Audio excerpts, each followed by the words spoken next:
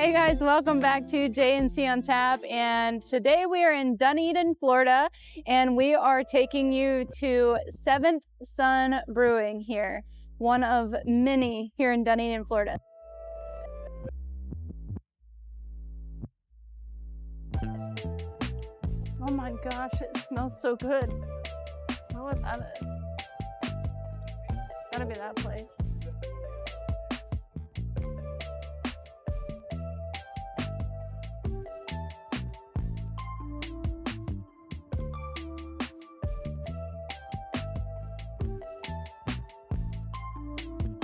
How are you doing? Good, how are you?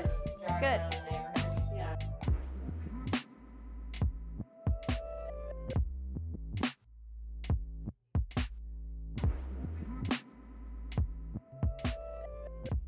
Need a minute to load? Or I already know what I want because I did my research. I want to do your graffiti. graffiti? Yes, ma'am. Yes, ma'am. Okay. Do you need a minute to load? Yeah, please.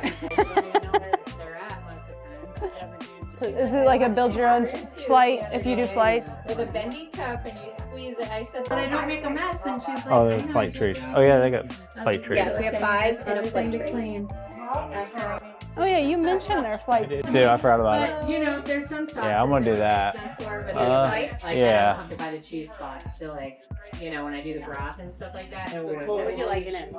I'm gonna do the mangrove. Everything else, and I was like, I do, but you know, I don't usually need it. Let's do the tall drink of lager. Because I got big chunky items in my soup. Headbanger.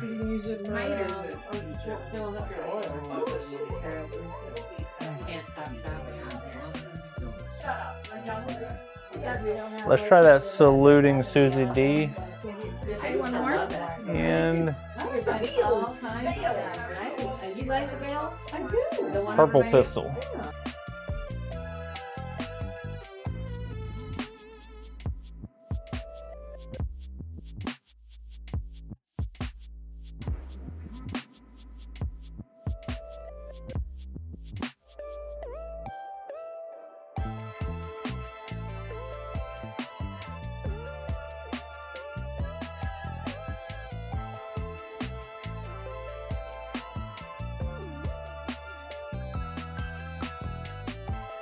Cheers. Cheers.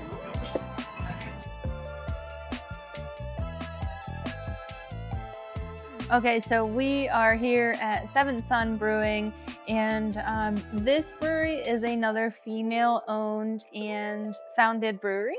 So if you watched our video last week, then you've seen that we were at Woodwright. Hopefully these come out in order. So, and that was a female-owned brewery. We talked about that a lot in the video, but this one is too, and it is owned and founded by Devon Kreps. I hope I'm saying her name right. I think it was Kreps, K-R-E-P-S. Sorry if not. Yeah, sorry. I'm doing my best here, okay. And what makes this place really interesting in terms of it being founded and owned by Devon Kreps is that she helped kind of pioneer the Florida Weiss. Florida Weiss. I say that every time, I mess it up. She helped pioneer the Florida Weiss, and actually I'll let you, what is the Florida Weiss? It's more or less a fruited sour. Okay. So, sours weren't really a thing for a long time. And Well, sours are big. Sours are really old across the pond in the UK, but they're not fruited. They're just sours. I guess they're fruited, but here they started throwing more fruits in them, just really loading them with fruits. And that took a long time to figure out that process. Yeah, they tried to figure out what worked together, what didn't work. But more or less the heat in Florida, people wanted fruity drinks, I guess. So, But that makes the brewing process a little bit easier, or it makes it harder? well, anytime you add more stuff, I mean, you're adding sugars to beer, so now it's a lot to figure out with your alcohol content, not spiking it, not throwing off your yeast. So it's a lot, and I'm sure it was a lot of trial and error. Okay. So that's the kind of cool thing about 7th Sun, like I said, is that she helped pioneer the Florida Weiss. So, did I say it right that time? Yeah. The Florida Weiss, yeah. Right. So, 7th Sun was opened in, let me go back here, January 7th of 2012. And I actually did some digging into why 7th Sun was named 7th Sun, and January 7th of 2012. So that I know that date has significance to her, as well as what was it? There is some like mythological stuff behind it, but I also read that 7 is her lucky number, so that's also part of that as well. So there's a lot that goes into 7th Sun being named 7th Sun. It's very special and very what seems like near and dear to Devon, the owner, founder, and brewer. So 7th Sun originally started in like a 600 square foot space, and then eventually, I think it was only like a year later after they initially opened that they expanded in, I think this is 12 or 1600 square foot space. But coming here, it doesn't feel like it's really, I guess, I don't know. It kind of does and it doesn't. It's a very small tap room, but you see all of their equipment. So 7 Suns, it's like a tongue, but 7th Sun's kind of claim to fame is their the way that they brew and their innovative like sours, again back to that Florida Weiss or Berliner Weiss, because they are super innovative here. They care about, like he mentioned a little bit ago, was like packing fruit and flavors into their beers. So that's kind of like what sets them apart here. So you're not going to come here and get basic beers. You're going to come here and get very flavorful and rich beers. Yeah. Is rich a good term for? Yeah, I think so. Yeah, And rich in their style, rich, yeah, unique. So that's something you can look forward to coming here. So with that being said, to talk about a little bit about the space here. So it is a very small tap room. There's not a whole lot of room to move around inside. So if wheelchair accessibility is important to you, you're going to be able to get inside. You're going to be able to get your beer. You're not going to have a problem with that. But I don't know if it's a space you're going to want to stay inside. So if you are looking to come here in a wheelchair or with assistance, what's the word for it? Mobility devices. They have a lot of space outside. They have a very large patio, which will show you that on the side of the building, but they also have seating out front. They have a, what do you call that window? Like the window that looks in. A walk-up bar? Yeah, kind of. I don't know if they serve at it, but there is a spot where you can sit at a bar that is facing inside the tap room. It almost feels like you're inside the tap room, but you're actually outside. So that makes that really nice. I think it smells dank, which is weird because it's a wheat beer. I think it tastes like creamsicle though. Yeah. It's a really strong creamsicle. So I'm impressed with that. Yeah. Anytime that we do visit these breweries, we always try to get at least one, if not multiple, of their flagships. And if you know breweries, then you know what flagships are. If you don't, it is going to be like the beers that are their tried and true. It's the beers that they're almost always going to have on tap. It's the beers that they're confident are really good, if not award-winning.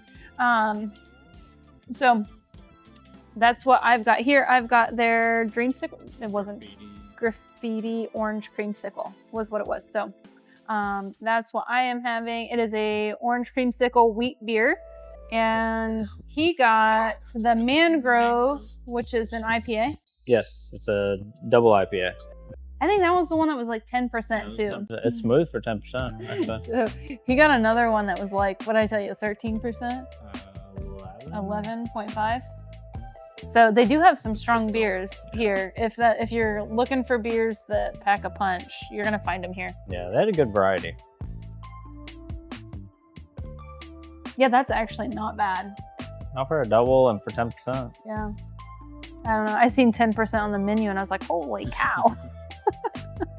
It's gonna be rough. Yeah, it wasn't really intentional. It's really good, actually. Yeah.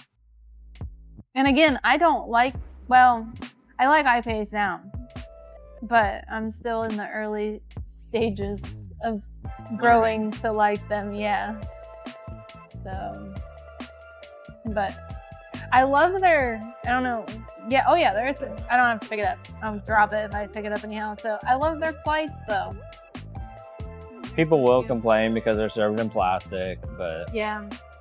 I don't blame them. If I got to carry that with glass on top of it, Yeah. it's heavy. They look cute, and at the end of the day, as long as it looks cute, that's all that matters. It all drinks the same. It all drinks.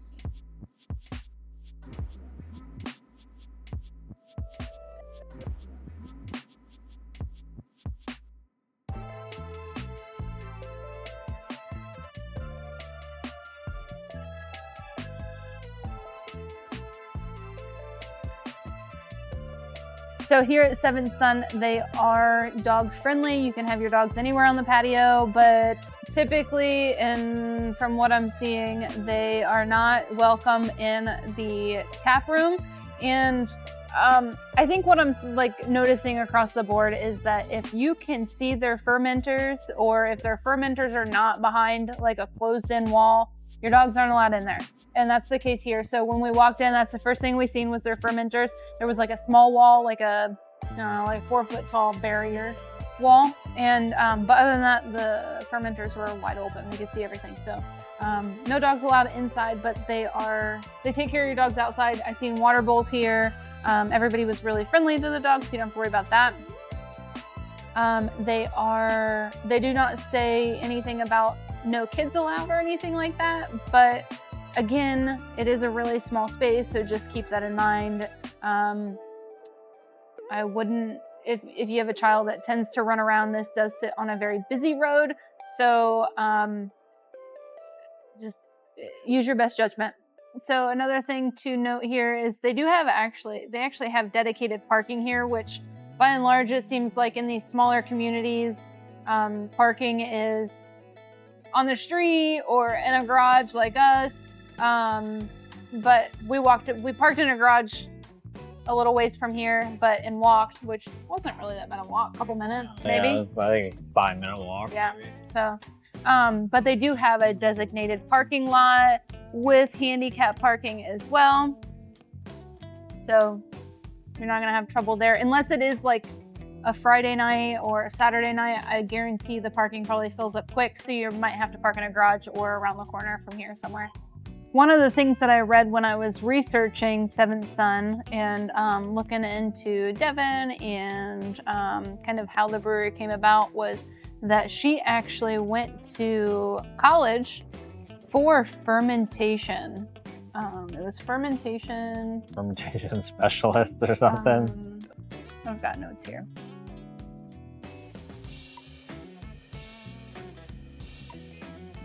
Oh, she went to school for fermentation science. So by and large, what we've seen across the board when we're visiting these breweries and doing the research is that most of them are just home brewers that have done their research and kind of just picked up a kit and started. Whereas Devon here, she actually went to college for this, and I did do some digging into how she got to where she is, and she actually has a really cool history as far as how she got here, because it wasn't just picking up a home brewer's kit, and she might have did that at some point. I don't know if I read that for sure. So I didn't see that, but it'd be hard not to. But she went to the fermentation science course or degree. She was a graduate, so a degree. And from there, she worked for, was it Anheuser? Anheuser-Busch. And there was like a program that she participated in there, which led to Sweetwater. Okay, so I'm remembering. And from what I read, her position at Sweetwater, she like managed everything there.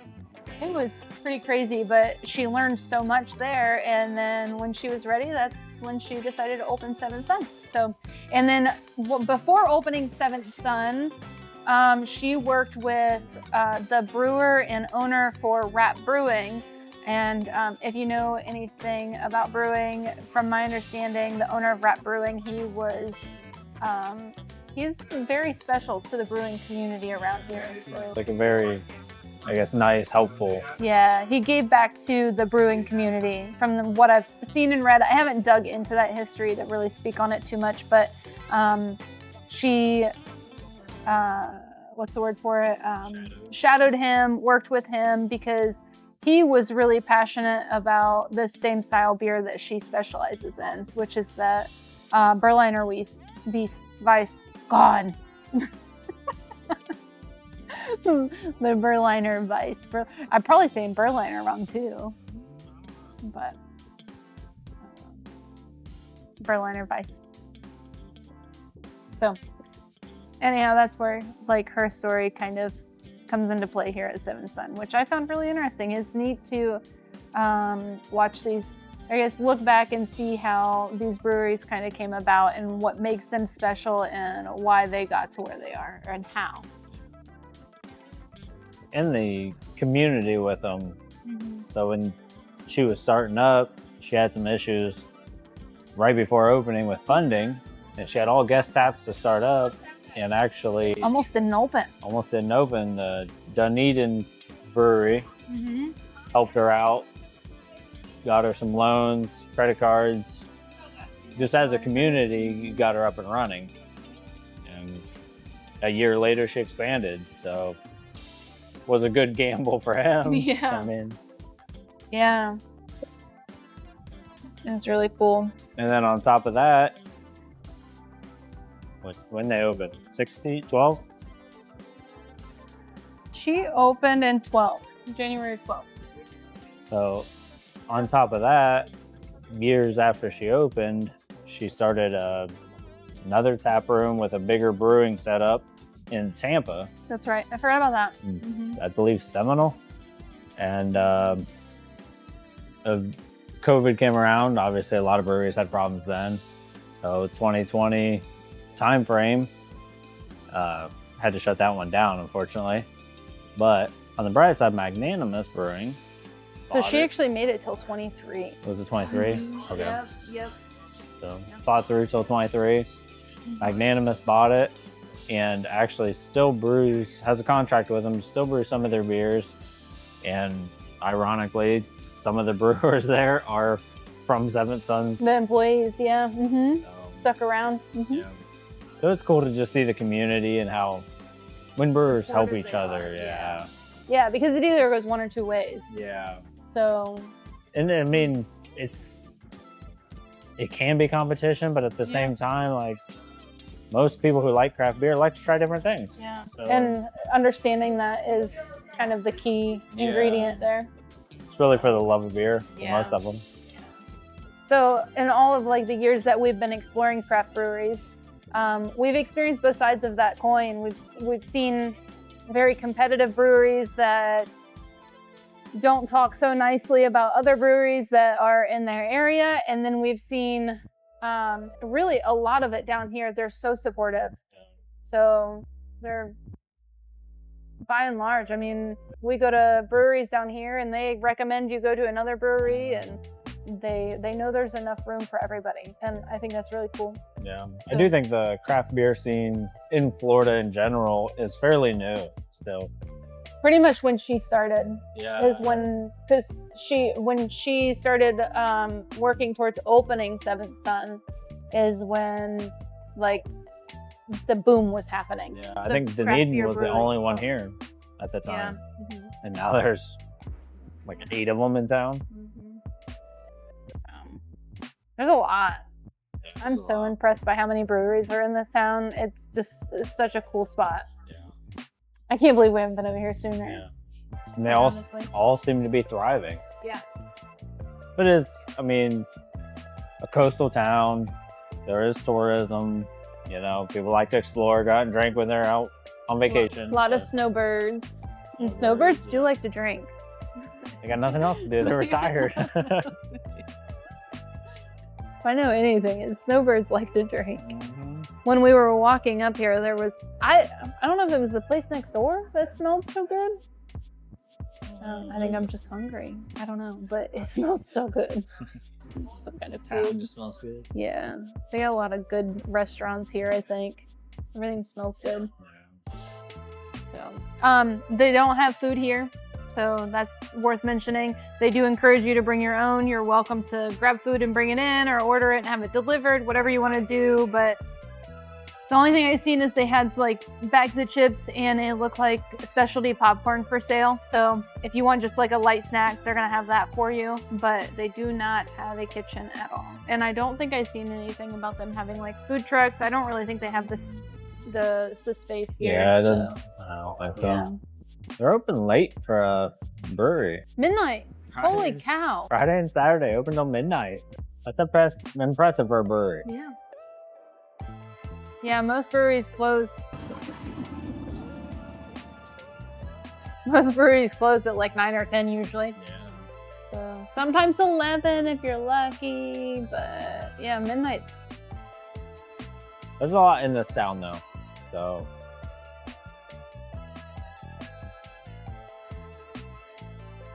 There is. I know, I want to go explore it. Such a lively community. There's people everywhere. Mm-hmm.